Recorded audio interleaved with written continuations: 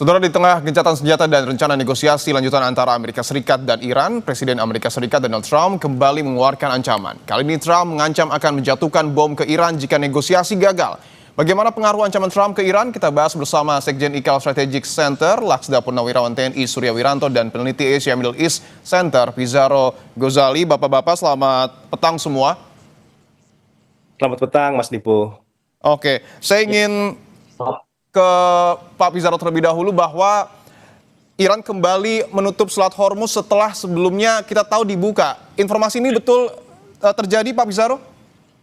Ya, betul Mas Dipo, ini baru saja disampaikan oleh Iran ya beberapa saat lalu ya, kurang dari 24 jam setelah Iran membuka Selat Hormuz dan sekarang sudah menutup kembali karena didasari kekecewaan bahwa walaupun Iran dan sudah menyepakati gencatan senjata antara Israel di Libanon, ternyata Amerika Serikat tetap melakukan blokade terhadap Selat Hormuz, dan walaupun Iran sudah membuka Selat Hormuz, membiarkan kapal-kapal itu keluar dari Selat Hormuz, tetapi ternyata Donald Trump tetap dalam pendapatnya, dalam prinsipnya untuk kemudian terus menutup Selat Hormuz. Ini yang kemudian akhirnya Iran menutup kembali Selat Hormuz dan kemudian menutup pintu negosiasi damai dengan Amerika Serikat. Situasinya, Mas Dipo, sekarang menjadi sangat keruh ya, karena kita melihat ya, walaupun ada tanda-tanda produktif adanya upaya negosiasi, tapi dengan tindakan terbaru yang dilakukan oleh Donald Trump dengan tetap menutup Selat Hormuz, ini kemudian menghilangkan rasa kepercayaan dari Iran.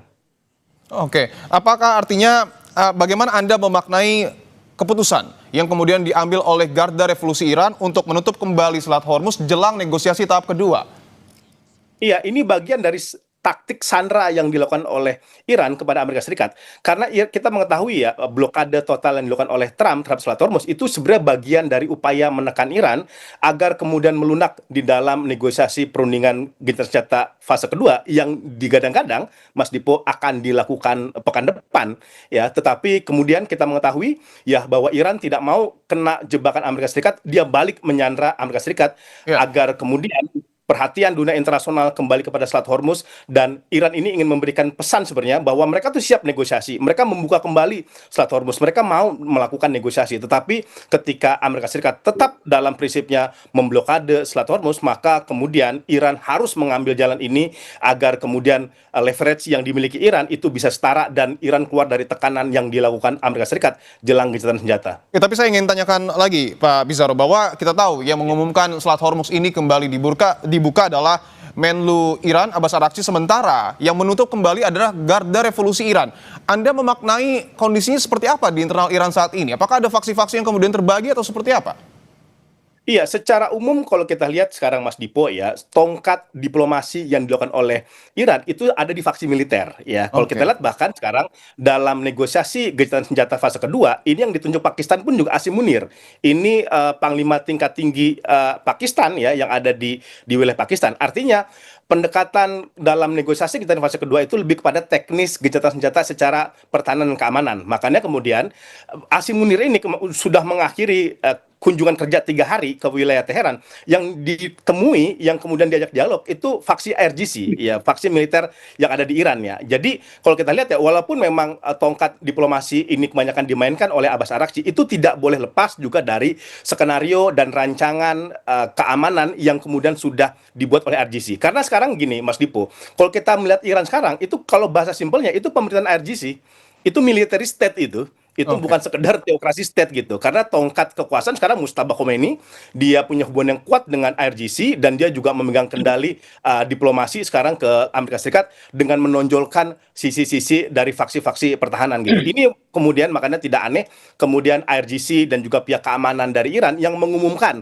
kembali ditutupnya blokade Hormuz ini sebagai pesan bahwa Iran tidak mau didikte oleh Amerika Serikat, bahwa ini pesan bahwa Iran tidak bisa kemudian dikontrol oleh Amerika Serikat, dan ini kemudian juga menjadi pesan kepada para mediator terutama Pakistan bahwa selama Amerika Serikat masih melakukan blokade Selat Hormuz, mereka juga tidak akan pernah mau kemudian melakukan negosiasi di Islamabad. Baik, saya ingin ke Pak Surya. Pak Surya, bahwa tadi disebutkan ketika Garda Revolusi Iran kembali menutup Selat Hormuz, ini memperkeruh situasi di Timur Tengah. Anda sepakat dengan hal ini, Pak Surya?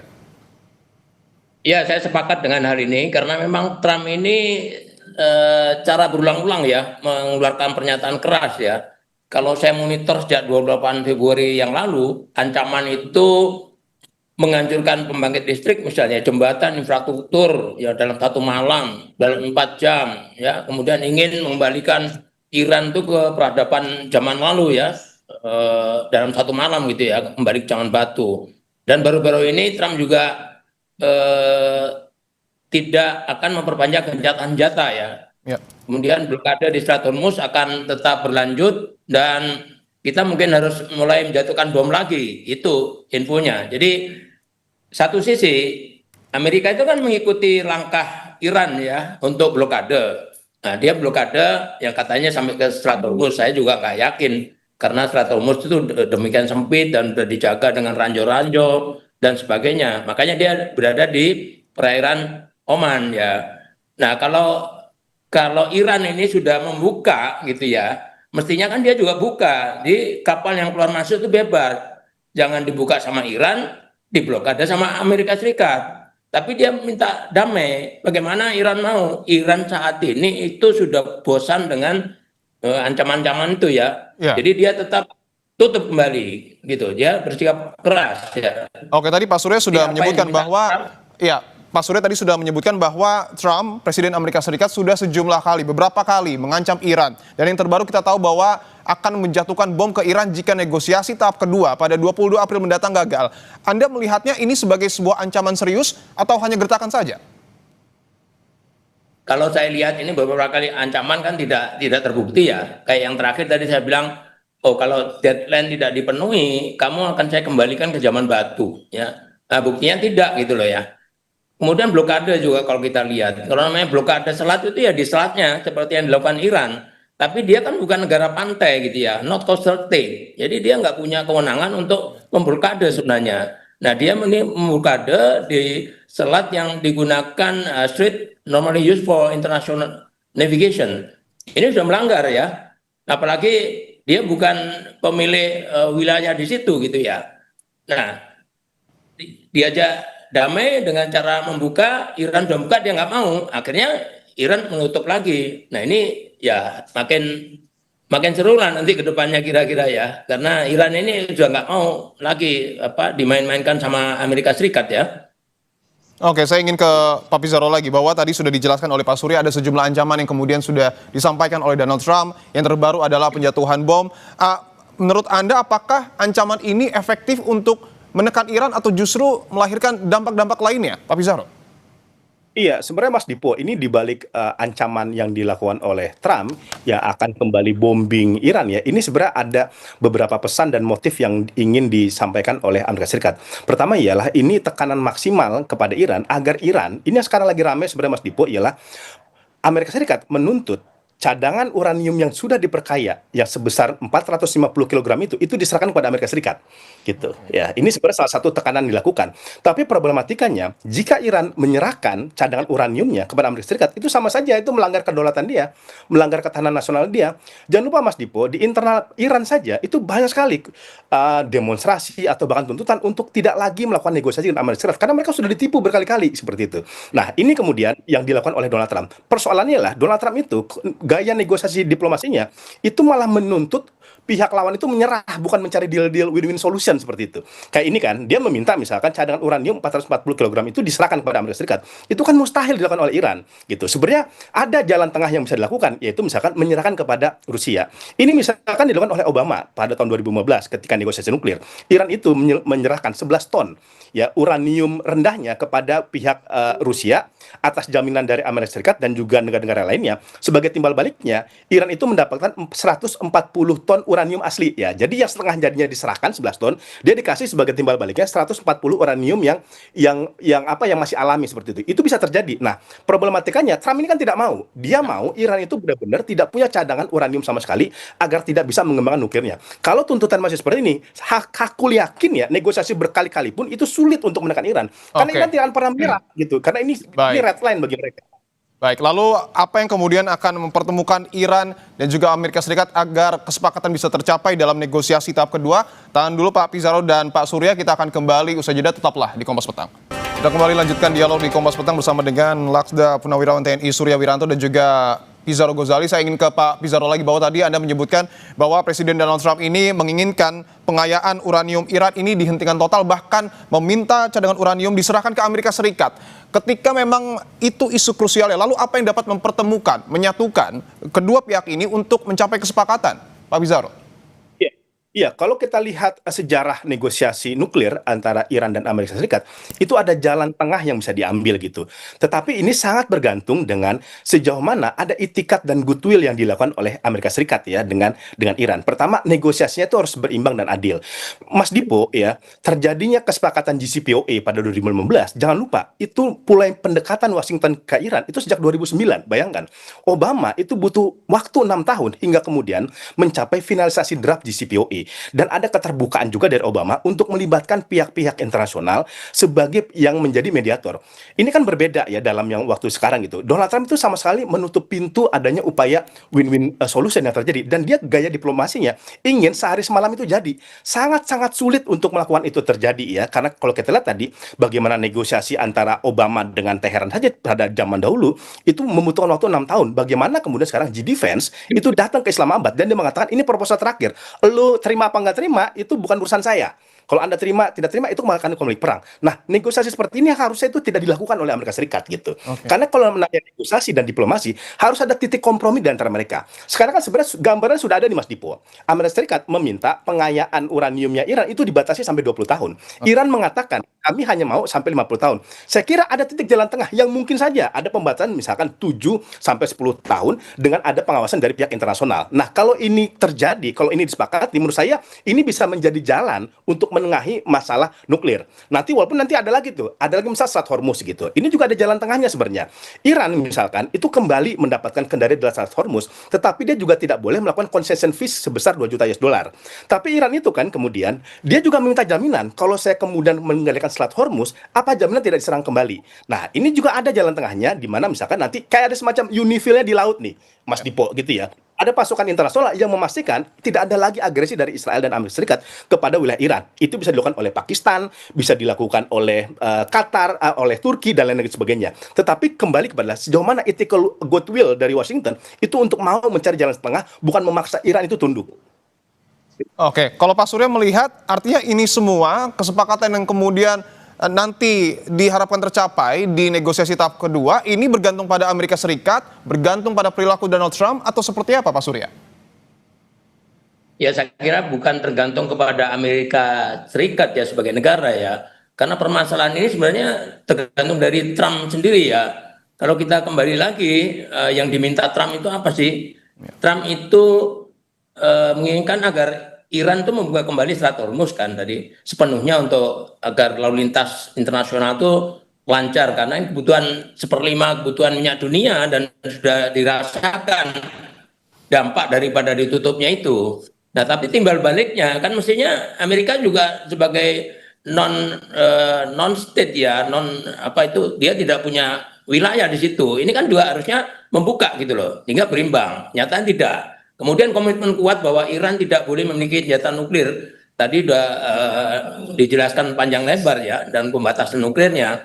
Nah, ini juga harus ada win-win gitu ya. Nggak boleh dia doktriner, memaksa gitu ya. Kamu harus 20 tahun misalnya tadi sampaikan. Nggak bisa seperti itu. Jadi harus ada timbal balik ya. Kalau satu nawarin dibuka, ya yang satunya dibuka juga. Jangan Iran suruh buka, udah dibuka, dia nggak mau, ya ditutup lagi ya. Nah, kemudian negosiasi ini masih berlangsung terus sebenarnya. Nanti mungkin ada putaran lagi di Pakistan. Tapi kalau kita lihat putaran sebelumnya, ini kan mentok ya. Sehingga ancaman militer itu kembali muncul, ancaman pengeboman kembali muncul. Dan itu retorikanya Trump aja untuk memaksa Iran ya. Tapi kenyataannya kita lihat, Iran nggak mau, Iran tetap bertahan ya. Iran ingin buktikan bahwa saya juga mampu menghadapi Amerika. Nah, ini luar biasa ya. Nah, situasi saat ini kalau kita lihat, Trump ini kadang terdengar sangat optimis bahwa kesepakatan bisa segera tercapai, tapi di sisi lain ya harus menekan dengan ancaman keras ya, gaya maximum pressure gitu ya, yang sudah dikenal masa jabatan pertamanya. Jadi kita sudah mengenal betul karakternya Trump ini. Kami pun di ICAL Frederick Center itu sering memberikan kajian-kajian ya, sejak beliau Trump one ya, periode pertama. Jadi Trump 2.0 ini kita sudah memprediksi, wah ini bakal begini, bakal terbukti ya. Karena Iran juga menolak beberapa tuntutan AS dan juga sekali membalas dengan pernyataan tegas ya. Nah, ancaman ini bagian daripada taktik negosiasi Trump. Ini yang kalau kita lihat sering secara belak-belakan disampaikan ya, dan provokatif. Ya. Tapi juga mencerminkan ketegangan nyata karena isu nuklir Iran dan dampaknya ke harga minyak global serta stabilitas Timur Tengah ini sudah demikian parah gitu ya, menyusahkan tidak hanya di wilayah-wilayah Asia misalnya, tapi seluruh dunia. Bahkan Amerika kan harga minyaknya bisa 3 kali lipat itu. Nah, antara keinginan Trump dengan keinginan masyarakat Amerika ini sangat beda. Masyarakat Amerika termasuk senatnya kan mungkin segera selesai gitu ya. Jangan ada tindakan militer lagi. Tapi kita lihat bahkan Trump akan memberikan ancaman lagi gitu ya. Jadi upaya damainya ini sulit dicapai menurut saya. Baik, saya ingin ke Pak Pizarro bahwa kita tadi sudah membahas soal tutup buka Selat Hormuz dibuka oleh Menlu dan ditutup kembali oleh Garda Revolusi Iran. Apakah celah dalam tanda kutip faksi-faksi yang kemudian ada di dalam pemerintahan Iran ini yang justru dimanfaatkan oleh Amerika Serikat khususnya Donald Trump untuk menekan Iran? Iya, memang kalau kita lihat ya, Amerika Serikat kan memang memiliki pendekatan ataupun target melumpuhkan kekuatan militer yang ada di Iran ya. Laporan investigasi New York Times itu sangat menarik, Mas Dipo, kalau kita lihat ya, bagaimana kemudian ide untuk melakukan serangan kepada Iran itu datang dari Netanyahu. Tujuannya apa? Untuk melakukan degradasi kemampuan militer yang dimiliki oleh Iran, gitu.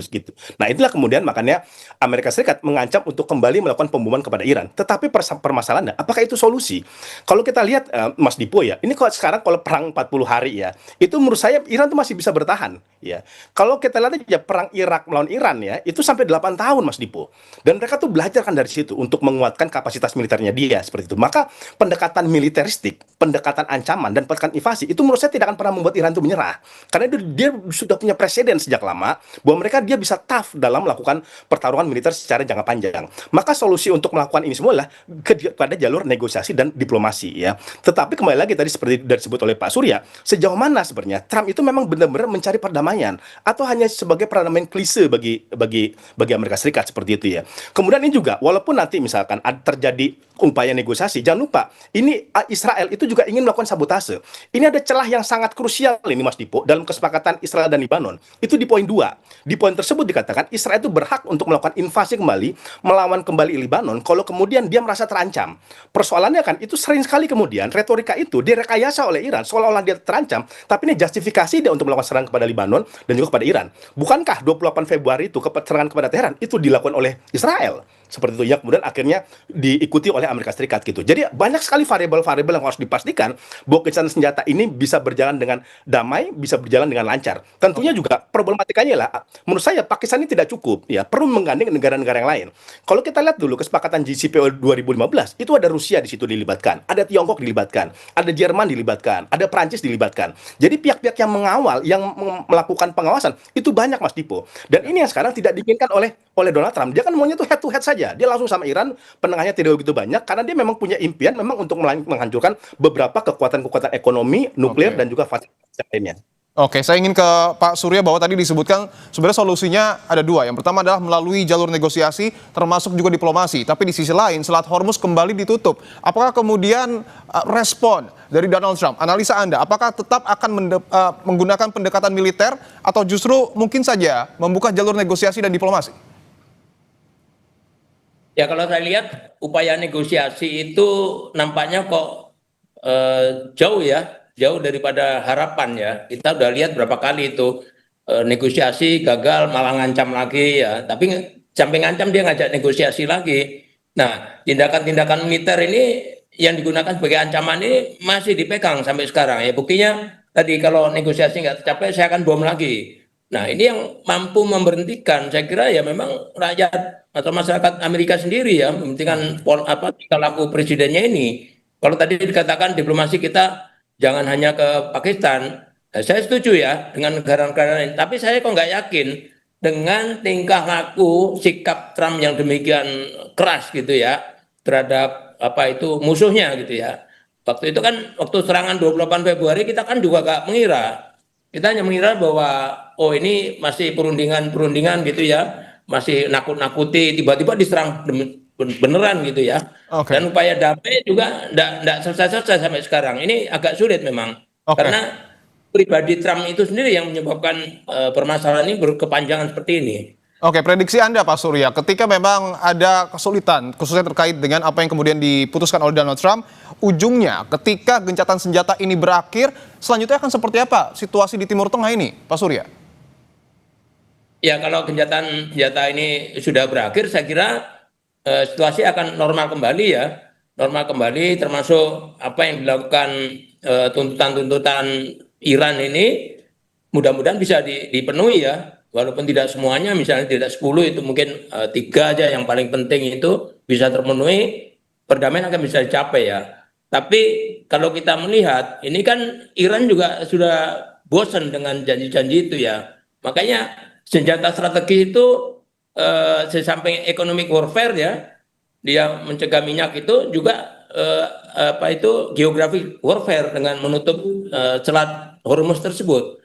Itu membuktikan berhasil sampai sekarang ya, dengan kekuatan Iran yang di luar dugaan. Ya. Jadi dia akan tetap bermain di situ selama Amerika ini tidak konsisten dengan janji-janjinya ya, dengan diplomasi perdamaian ini. Kalau dia nggak konsisten, dia bukannya takut, diancam dibom lagi nggak takut. Ya, Oke, dia masih baik. punya pertahanan untuk bisa melawan. Tadi katakan 40 hari ke depan, oh masih mampu. Baik, baik. Dengan Iran sampai 8 tahun dan sebagainya ya. Baik. Jadi tetap Iran ini akan bertahan pada Ya. prinsipnya. Kalau kamu tidak mau diplomasi dengan Baik. baik, dengan damai, saya juga akan siap. Oke, baik. Demikian kira-kira. Baik, Iran akan tetap bertahan, tetapi di sisi lain Amerika juga mengancam akan mengebom Iran ketika negosiasi itu gagal, tapi tentu kita akan tunggu dan kita berharap akan ada deeskalasi yang terjadi di Timur Tengah. Terima kasih Laksda Purnawirawan TNI Surya Wiranto dan juga Pak Pizarro Gozali telah bergabung di Kompas Petang.